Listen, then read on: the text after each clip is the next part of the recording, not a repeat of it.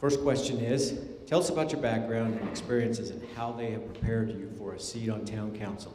Well, I'm Jess Loban, and I've met most of you. And my family and I moved here 7 years ago into the Meadows, into District 1, which is the back strap of the Meadows. And man, we love it here. We're raising 4 kids. This is where we've chosen to build our life and our family. My experience, I served in the Army, then I served in the Air Force. I served until I couldn't serve anymore. Broke my leg and a few things and got out. And then I went to work as a manager for our ballistic missile early warning system. Managed that system, all of our sites around the world. Went from that to NASA, built 2 racks for the space station, came back, took over as the program operations manager for all of our F-22 air operations centers around the world. Had over $500 million under me, and it's just a fantastic experience. But so that gives me some, some fiscal aptitude and some decision making. I've had to make tight decisions, hard decisions when it counts. But it all comes back to this town. This town's such a fantastic place. I've got a small business I own called Spartan Thought. We're a systems and software engineering company. And I don't build buildings. So but I think I've got from small business to being a citizen here for 7 years, knowing about the schools, knowing about driving to work every day, understanding, watching this grow up. But here's another thing. I'm a native Coloradan. I grew up watching Castle Rock start from, cognate, we'll say 35 years ago. So I appreciate your time and appreciate your support. Thank you. First, I'd like to thank the Chamber of Commerce and the EDC for putting on this event. We don't see a lot of these events where you can get everybody together and talk about some of the issues in Castle Rock. As far as my background and experience, I lived in Memphis, Tennessee for 20 years. We had an opportunity in my suburb to become our own city. Now, we were just outside of Memphis, and Memphis had scheduled us for annexation. A new state law in Tennessee had passed that allowed us to become our own city. I led that effort to become, create our city of 56,000 people. The city of Memphis filed a court injunction against us. It went through the process all the way to the state Supreme Court. While that was going on, I was acting as the de facto mayor of that area, working with the county government to make sure that we had police, fire, ambulance, and utility services for the area. So any complaints that people had, potholes, street lights out, any police problems would be funneled to me, excuse me. And then I would get together with the county mayor and the county commission to make sure that the residents' needs were met. We didn't prevail in the court. It turned out that the law had been passed unconstitutionally. So we were not able to gain our charter, but it gave me a very valuable experience in representing a large group of people to the government and making sure that everybody's needs were met and their taxes were kept low and services were provided. Thank you. What do you consider to be the 2 most critical issues facing the Castle Rock business community? How do you think the town council should address these issues?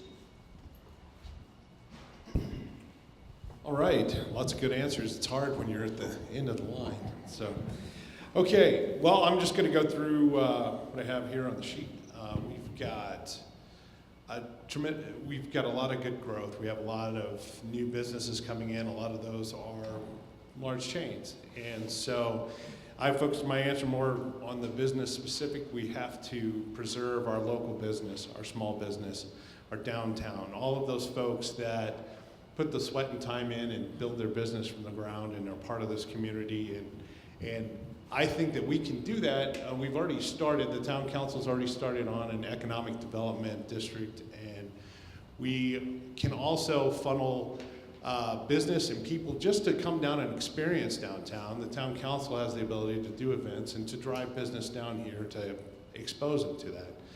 And then the other thing is, I've lived here for 7 years, worked in engineering.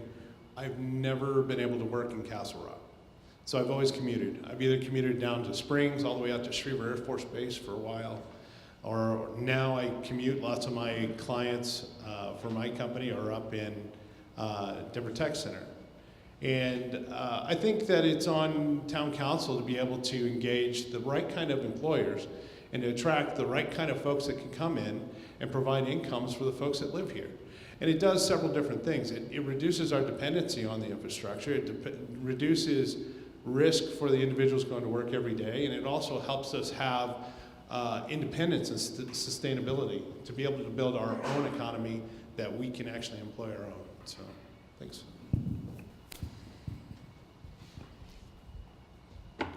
I wander around town a lot, and I talk to business owners, I talk to some of the employees, and what I'm finding is that one of our biggest business problems is that we can't attract enough retail and food service workers to come to Castle Rock. Well, we've got people coming in from Elizabeth, but we're not getting anybody coming in from the northern part of the Denver metro area. And so we've got this employment problem, and I believe that as we add more retail, as we add more food service businesses, that the larger companies are going to be able to pay more, and that's going to hurt the local businesses, excuse me. It's going to hurt the local businesses both in profitability and their ability to expand. And a few years ago, I believe that we had a transportation plan. We were able to get a bus to bring people in, but that was abandoned because it wasn't profitable and there wasn't enough ridership. I believe that we should look at that again and see what we can do to get the people to come into Castle Rock to fill some of these jobs for us. The other problem I see that others have mentioned is that we don't have many white-collar jobs here. I talked to some people with the EDC, and there were about 200 jobs created last year. And I think we need to do a much better job. I believe that we need to have ambassadors go out and talk to the larger businesses in the Denver metro area and see if we can get jobs, good paying white collar jobs here in Castle Rock so that people aren't commuting out every day. Thank you. How do you think the town should balance economic growth and community character? Right now, Castle Rock has a population of about 60,000. I've seen projections as high as 170,000 in the next decade and a half.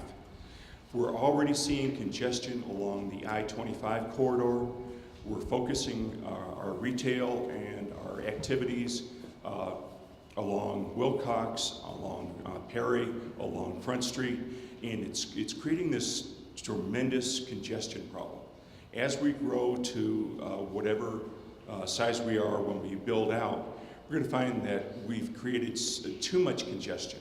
I think that we need to look at spreading out some of our business growth, our retail, our shopping opportunities to make it more convenient. Right now, in order to get from the west side of town all the way to the east side of town, it takes about 25 minutes.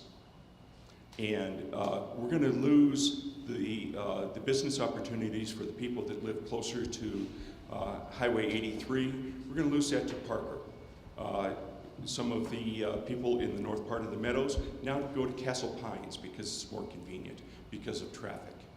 We need to look at decentralizing our central core businesses and start to build satellite areas around the city to make it more convenient for people to stay in Castle Rock. Thank you. Refresh the question. Absolutely. How do you think the town should balance economic growth and community character? Yeah, so the balance is done one step at a time. So, little anecdote, I used to be, growing up in Springs, my dad used to pull me behind the Scout on a trash can lid in the snow, right? And it was so much fun, and I remember doing that, and I asked my dad a couple years ago, where was that? Oh, that was Powers. Oh, okay. So Powers is completely blocked in. It's wall-to-wall development, and I'm not thrilled about what happened to Powers in Colorado Springs. But that's one of the benefits that we have.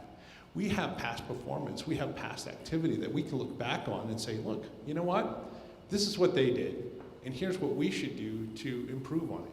One of the simple things is, I'm a big fan of roundabouts. I like them. I think they're good. I think they're a good way to handle a traffic situation. And it's an opportunity to put something in there, and you could put a statue or something in the middle and still keep your charm, but it's little things. It's little things with the end goal in mind of why we live here. We live here because it's a great place to raise your kids. It's a great community. It's very close, and we want to maintain that feel. And so things like our architectural restrictions are put in place for a reason. And so we should be true to those. And we should say, what is the facade of this building going to look like? What is the final end of this? And we should plan out open space and other things to integrate with our development so that we don't end up like Powers does. Because it's great and it's good development to grow and develop the town, but it needs to be done in concert with the feeling that we get why we live here. Thanks. Do you consider yourself a team player? Here we go. I also have team leadership and team building foundational from the military. But I've had experience in business of taking teams from across the world. I've had engineers in Russia and India and all sorts of different folks. And being able to categorize, find people's strengths, their weaknesses, and properly pair them together to be able to get a project done under stress, under timeline. Something that I'm very comfortable doing and I actually enjoy. So yes, I'm adept at team. Yes, I am a big fan of playing together in a team. I don't know any job that can be accomplished by any one individual. I worked for FedEx for 20 years. I was a systems engineer and a manager. I was responsible for automating the package sorting back in the early 80s. There's no way in the world that I could have accomplished that without teamwork. That's general contractors, electrical engineers, mechanical engineers, operations people. I have experience in the Air Force. Again, it's all about teams. It's about cooperation. It's being able to depend on each other to get a job done. My entire career, my entire life is built around teams, and I like to help lead teams to make them better and to emphasize quality in what's being done. Thank you. What do you see as the main obstacles to attracting primary employers to Castle Rock? You know, I'm not really sure there are any obstacles. I think that we have the land, we have the education. I believe that we have the infrastructure in place. We just need to be more active in going out and contacting companies and working with colleges and educational institutions to find out what the needs are. You know, what makes the difference between a company going to Lone Tree or Englewood? What are we lacking here in Castle Rock? I think it may be just educating people. So I think we can do it. We just need to have more of a concerted effort to do it. Thank you. Well, I would say there's a few things that we have to get straight. We have to understand the overall objective of the community, what sorts of industry that we are targeting as a town council. We need to set that together. And I think that we should include the citizenry in deciding the types of industry that we want, the types of employers that we're looking for that will fit into our community. We can't just go and open it up and say, look, any industry is going to fit, because it's not true. And we have to go and find those, I'm more focused towards technology and clean industry, to come in and be able to assimilate into our community, mostly unnoticed, but critically important to the overall infrastructure of the town. So, Do you think citizen boards should be abolished? no, absolutely not. I'm a big proponent, and it brings up two terms that are very important to me, is transparency and engagement. So we have to be transparent as a government, and we also have to engage as many citizens as we possibly can. And one thing that I would suggest in the way that we do the citizen councils is I would love to see a representative of the citizen councils at the town council meeting, so that when they get the results and the vote of that citizen council, we actually have a representative of that citizen council to talk to during the council meetings. I think that would be fantastic. So absolutely not, and I'm for as much engagement as possible. I agree with Mr. Loban. The three themes for my campaign are smart growth, public engagement, and responsive government. This issue of the citizen boards goes directly to the public engagement. I think that it's a great thing. It needs to be maintained, and as Jess mentioned, it should probably be expanded. We're getting a larger and larger population. The issues are becoming more complex, and we need to get more people involved in deciding the direction of our town and being able to take what's going on at the town council and the citizen boards and disseminate that throughout our districts. Thank you. The participant in the audience wants to hear about three issues: the quiet zone, Tabor, and the southwest quadrant. Regarding the quiet zone, I agree with what's been said. When the federal government increased the decibel level of the trains going through town, we were also provided with a way to mitigate that, and that's by implementing a quiet zone. I think it's very important to proceed with that. I've been to council meetings where when the horn blows, everything has to stop and wait for the horn to stop blaring. I've been to some of the businesses along Perry Street where you can't hold a conversation because it's so loud. I've been to music events where the train has been too loud. Anything that we can do to reduce the noise level from the trains downtown is extremely important. Also, talking to some of the people that live down in the Plum Creek area, they're impacted by the noise level from the trains also.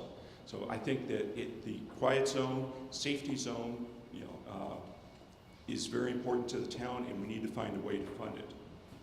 Regarding Tabor, I also agree with everyone that it's the people's money.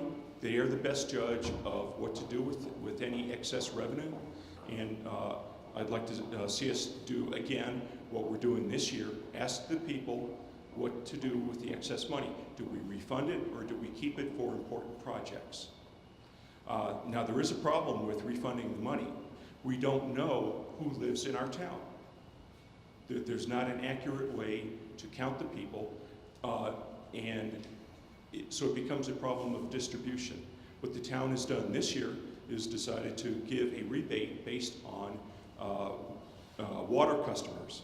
If you've been paying water bills for a year, you will, provided that the money is being returned, you'll get a check for $43. We don't have a good way to do it any other way. Thank you. All right, I'll start with Tabor because that's easy. That's our money. That's it. There's nothing else to it. We need to better plan and look at our budget so that we don't have these overages going forward and be able to cut that down. We've done pretty good, but it's not up for debate what to do with it. It belongs to the taxpayers. That's the end of it. As far as the quiet zone, I've actually reached out and spoken to some folks from the railroad and gone and looked at some other quiet zone implementations in Colorado, and it's a lot of money. It's $800,000, and there's no guarantee that the railroad will even adhere to it. Plus, the land is also turned over to the federal government for control. there are a lot of things that we need to be absolutely certain before we spend that much money on it. So I'm not dead set for or against, but I think we need to do some real eyes wide open. I know that there's a visceral reaction to the train, and I've experienced it and I understand the situation, but we don't want to jump into a situation that ties us up in ways that we would never volunteer for on another basis. So as far as the Surrey Ridge, is it Surrey Ridge? Southwest Quadrant. Southwest Quadrant, I'm sorry. Dawson Ridge. I don't have a lot of information on that because it's not in our area.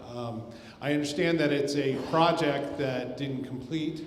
One of the things that we can do to help mitigate those types of situations in the future is to have a really comprehensive look at the financial structure for developments when they come in. I want to see what types of financing do you have set out for this? How much are you going to provide personally as a developer? How much is borrowed, and what are the expectations and contingencies on that money? And I do think it might be a good spot for a primary employer. So, What is your opinion on having a town-wide election for mayor? Can I ask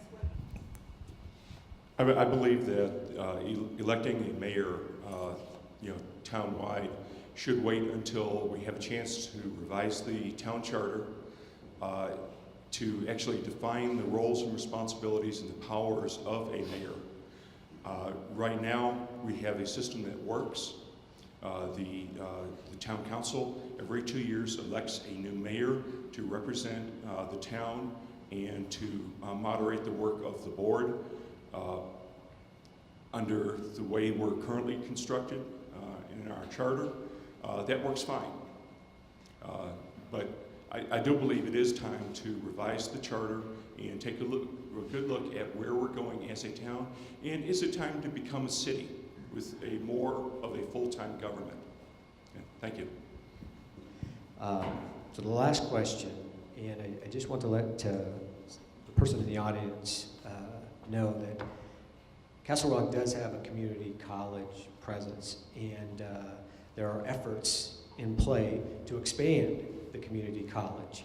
With that, the question to our candidates is that how do you feel about supporting higher education in Castle Rock?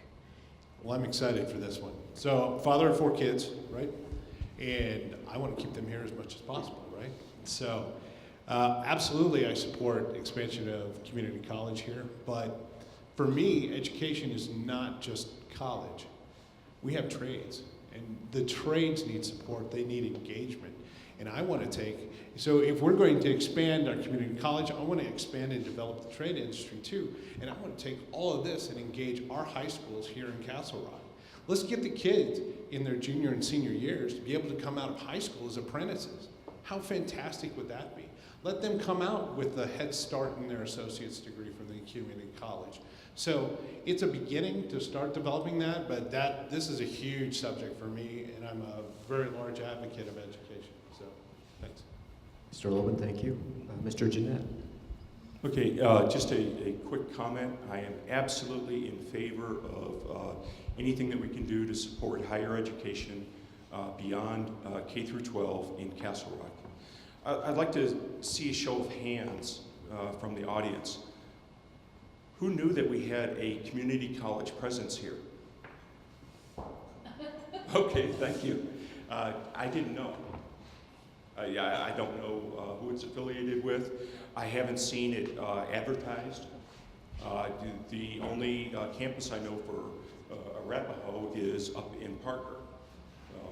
So maybe if we could do a better job of publicizing the opportunity that's here, we could get more interest and more classes. Thank you.